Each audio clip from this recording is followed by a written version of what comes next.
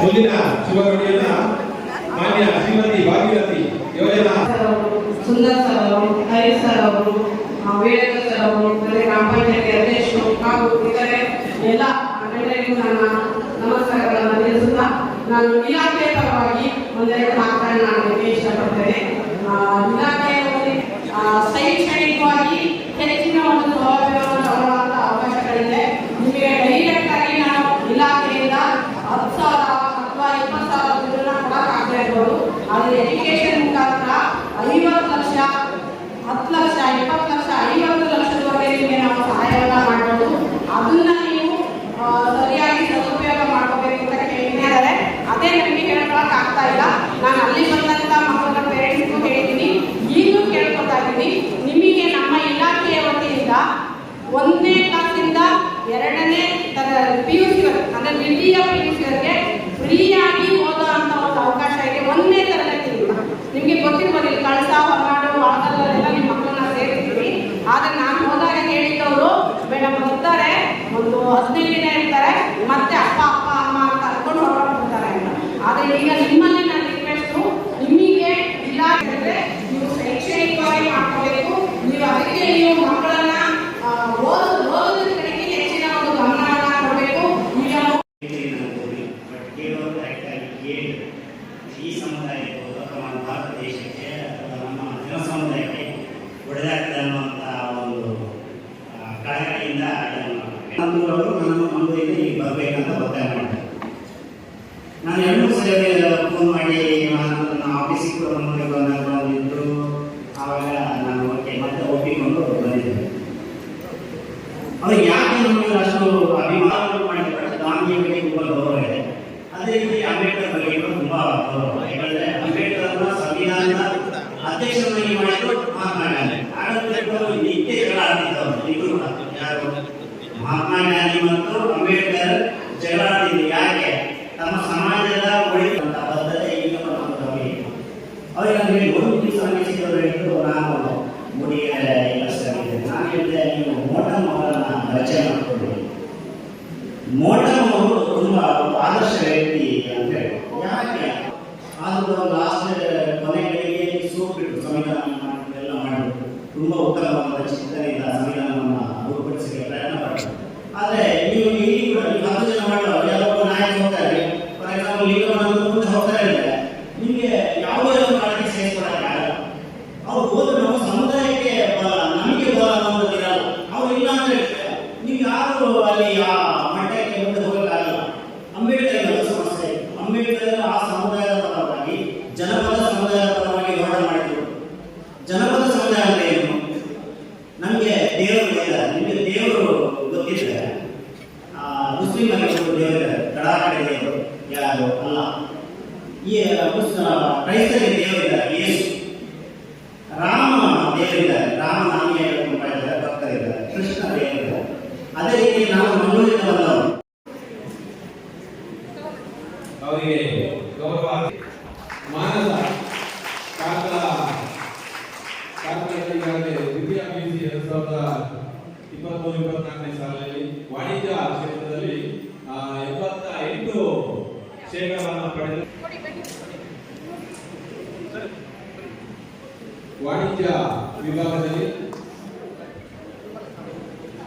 Shri Bhuvanendra college Karkala ಇಲ್ಲಿ ದ್ವಿತೀಯ PUC 2023-24ನೇ ಸಾಲಿನಲ್ಲಿ 78% ಅವರಿಗೆ ನಮ್ಮ ತಾಲೂಕು ಅಸಲೂರು ಸಂಘದ ಸಮಾವೇಶ ಕಾರ್ಯಕ್ರಮದಲ್ಲಿ ಗೌರವ ಸಮರ್ಪಣೆಯನ್ನ ಮಾಡ್ತಾ ಇದ್ದೇವೆ. ಅಭಿನಂದನೆಗಳು. ಅವರ ಜೀವನ ಉಜ್ವಲವಾಗಿರಲಿ, ಇನ್ನಷ್ಟು ಕೀರ್ತಿಯವರು ಮಾಡೋಕ್ಕಾಗಲಿ, ಶ್ರೇಷ್ಠ ಅಭಿವೃದ್ಧಿ ಅಂತೇಳಿ ದೇವದೇವಗಳಲ್ಲಿ ಹೇಳ್ತೇವೆ.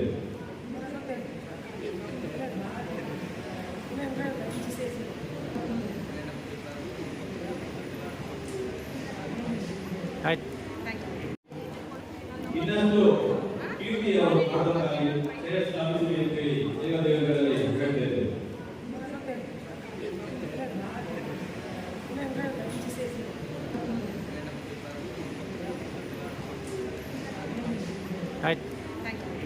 ಕಾರ್ಯಕ್ರಮದಲ್ಲಿ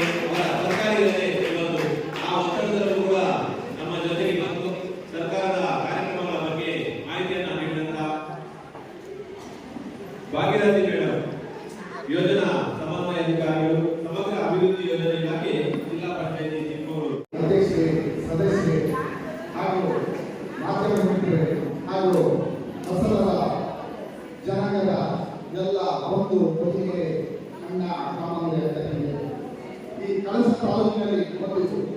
ಅಸಲರು ಅಂದರೆ ಗುಡ್ಡಗಾಡಲ್ಲಿ ವಾಸಿಸುವ ಜನ ಹಿಂದೆ ಇತ್ತು. ಆದರೆ ಈಗ ಸಮಾಜದ ಒಂದು ಮುಖ್ಯವಾಹಿನಿಗೆ ಬಂದು ಇಂಥ ಒಂದು ಕಾರ್ಯಕ್ರಮವನ್ನು ಯಶಸ್ವಿಯಾಗಿ ಲಿಂಗಪ್ಪ ಮತ್ತು ಇವರು ಅಧ್ಯಕ್ಷತೆಯಲ್ಲಿ ನಡೆಸಿಕೊಟ್ಟಿರೋದು ತುಂಬ ಅಭಿನಂದನೆಗಳನ್ನು ಈ ಸಂದರ್ಭದಲ್ಲಿ ಎಲ್ಲರಿಗೂ ಸಲ್ಲಿಸಲಿಕ್ಕೆ ಇಷ್ಟಪಡ್ತೀನಿ. Doctor B.R. ಅಂಬೇಡ್ಕರ್ ಅವರು ಹಾಕಿಕೊಟ್ಟಂಥ ಸಂವಿಧಾನದ ಮಾರ್ಗದಲ್ಲಿ ನಮ್ಮ ಸಮಾಜದಲ್ಲಿರುವಂಥ ಸಾಮಾಜಿಕ ಅಸಹಿಷ್ಣುತೆಯನ್ನು ಹೋಗಲಾಡಿಸಿ ನಾವೆಲ್ಲರೂ ಒಂದೇ ಭಾರತೀಯ ಮಕ್ಕಳು ಅಂತ ನಾವು ಭಾರತದ ದೇಶವನ್ನು ಕಟ್ಟೋಣ. ಈ ಉತ್ತಮವಾದ ಒಂದು ಕಾರ್ಯಕ್ರಮ ಇದು. ಈ ಕಾರ್ಯಕ್ರಮದ ಸಮುದಾಯದ ಸಂಘಟನೆಗಳು ಮತ್ತು ಅಧ್ಯಕ್ಷರು ಇವತ್ತಿನ ಕಾರ್ಯಕ್ರಮದ ಅಧ್ಯಕ್ಷ ಮಾಡಿರ್ತಕ್ಕಂಥ ಗೆಳೆಯ ಲಿಂಗಪ್ಪನವರೇ, ಗ್ರಾಮ ಪಂಚಾಯಿತಿ ಅಧ್ಯಕ್ಷರಾಗಿರ್ತಕ್ಕಂಥ ಉಷಾ ಮೇಡಮ್ ಅವರೇ, ಬಿಜೆಪಿ ತಾಲೂಕು ಅಧ್ಯಕ್ಷರಾಗಿರ್ತಕ್ಕಂಥ ಶ್ರೀಧರ್ ಅವರೇ, ಹಾಗೆ ವೇದಿಕೆಯಲ್ಲಿರ್ತಕ್ಕಂಥ ಎಲ್ಲ ಗೌರವಾನ್ವಿತ ಗಣ್ಯರೇ, ಹಾಗೆಯೇ ವೇದಿಕೆ ಮುಂಭಾಗ ಇರ್ತಕ್ಕಂಥ ಎಲ್ಲ ನನ್ನ ಆತ್ಮೀಯ ಮಿತ್ರರೇ, ಇವತ್ತಿನ ಈ ಕಾರ್ಯಕ್ರಮಕ್ಕೆ ಬರಬೇಕಾಗಿರುವುದು ಗೋಪಾಲಯ್ಯನ ಶೆಟ್ಟಿ. ಗೋಪಾಲಯ್ಯನ ಶೆಟ್ಟಿ ಬಗ್ಗೆ ನೀವೆಲ್ಲರಿಗೂ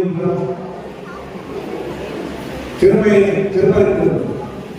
ಅವರು ರಾತ್ರಿ ಫೋನ್ ಮಾಡಿ ನಾಳೆ ನಾನು ಇರೋದಿಲ್ಲ, ನಾಳೆ ಹೊಸದರ ಸಮಾವೇಶ ಕಾರ್ಯಕ್ರಮಗಳನ್ನು ಆಹ್ವಾನಿಸಿದ್ದಾರೆ, ಇನ್ವಿಟೇಷನ್ ಹೆಸರಾಗಿದೆ, ಆ ಕಾರ್ಯಕ್ರಮದಲ್ಲಿ ನೀವು ಇರಬೇಕು ಅಂತ ಹೇಳಿ ನನಗೆ ಫೋನ್ ಮಾಡಿ.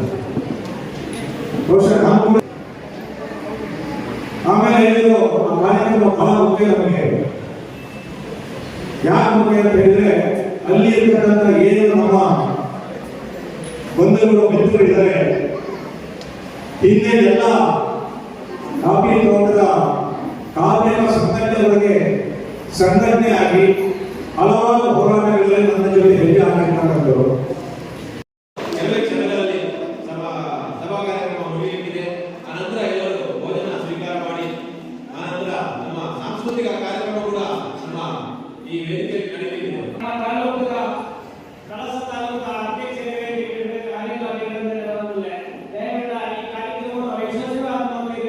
ಈ ಕಾರ್ಯಕ್ರಮ ಉತ್ತಮವಾದ ನಮ್ಮ ಕಳಸ ದೇವಸ್ಥಾನದ ಉತ್ತಮವಾದ ಸಾಗುತ್ತದೆ. ಅಂತೆಯೇ ಈ ವೇದಿಕೆಯಲ್ಲಿ ಕಾರ್ಯಕ್ರಮದಲ್ಲಿ ಅವರ ಸರ್ಕಾರಿ ಜೊತೆ ಇವತ್ತು ಆ ಒತ್ತಡದಲ್ಲೂ ಕೂಡ ನಮ್ಮ ಜೊತೆಗೆ ಬಂದು ಸರ್ಕಾರದ ಕಾರ್ಯಕ್ರಮಗಳ ಬಗ್ಗೆ ಮಾಹಿತಿಯನ್ನು ನೀಡಿದಂತ ಭಾಗ್ಯರಾಜಿ ಮೇಡಮ್, ಯೋಜನಾ ಸಮನ್ವಯಾಧಿಕಾರಿಗಳು, ಸಮಗ್ರ ಅಭಿವೃದ್ಧಿ ಯೋಜನೆ ಇಲಾಖೆ, ಜಿಲ್ಲಾ ಪಂಚಾಯತಿ ಚಿಕ್ಕಮಗಳೂರು. ಅಧ್ಯಕ್ಷರೇ, ಸದಸ್ಯರೇ ಹಾಗೂ ಮಾಧ್ಯಮ ಮಿತ್ರರೇ ಹಾಗೂ ಹೊಸದರ ಜನಾಂಗದ ಎಲ್ಲ ಒಂದು ಕೊಟ್ಟಿಗೆ ಅಣ್ಣ ಸಾಮಾನ್ಯ ಈ ಕಳಸ ತಾಲೂಕಿನಲ್ಲಿ ಬಂದಿತ್ತು. ಅಸಲರು ಅಂದರೆ ಗುಡ್ಡಗಾಡಲ್ಲಿ ವಾಸಿಸುವ ಜನ ಹಿಂದೆ ಇತ್ತು. ಆದರೆ ಈಗ ಸಮಾಜದ ಒಂದು ಮುಖ್ಯವಾಹಿನಿಗೆ ಬಂದು ಇಂಥ ಒಂದು ಕಾರ್ಯಕ್ರಮವನ್ನು ಯಶಸ್ವಿಯಾಗಿ ಲಿಂಗಪ್ಪ ಮತ್ತು ಇವರು ಅಧ್ಯಕ್ಷತೆಯಲ್ಲಿ ನಡೆಸಿಕೊಟ್ಟಿರೋದು ತುಂಬ ಅಭಿನಂದನೆಗಳನ್ನು ಈ ಸಂದರ್ಭದಲ್ಲಿ ಎಲ್ಲರಿಗೂ ಸಲ್ಲಿಸಲಿಕ್ಕೆ ಇಷ್ಟಪಡ್ತೀನಿ. Doctor B.R. ಅಂಬೇಡ್ಕರ್ ಅವರು ಹಾಕಿಕೊಟ್ಟಂಥ ಸಂವಿಧಾನದ ಮಾರ್ಗದಲ್ಲಿ ನಮ್ಮ ಸಮಾಜದಲ್ಲಿರುವಂಥ ಸಾಮಾಜಿಕ ಅಸಹಿಷ್ಣುತೆಯನ್ನು ಹೋಗಲಾಡಿಸಿ ನಾವೆಲ್ಲರೂ ಒಂದೇ ಭಾರತೀಯ ಮಕ್ಕಳು ಅಂತ ನಾವು ಭಾರತದ ದೇಶವನ್ನು ಕಟ್ಟೋಣ. ಈ